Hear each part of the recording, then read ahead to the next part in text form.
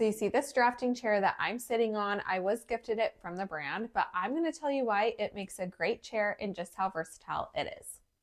So here is a full look of this office chair, and I love that it comes with a backrest, and this backrest also is removable and super easy and simple to do.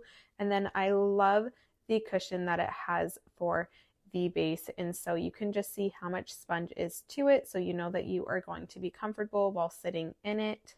It does have this durable and stable stainless steel base, and there is the lever, and that is going to allow you to adjust the height of the chair. And then this also right here is how you remove the backrest, but you can just see how stable and secure it is. It does have that footrest, and then it does come with 5 different wheels here at the bottom, so you are going to be able to spin around in the chair and move around to a variety of different places. But here you can see I'm going to push the lever, and that is going to pull the chair up. However, to get the chair back down to a lower height, you do need to add some weight onto it, and so it's easiest when I'm sitting on it. And then you can just see that I'm going to untwist that lever, and that is how I'm going to remove the back off of this chair.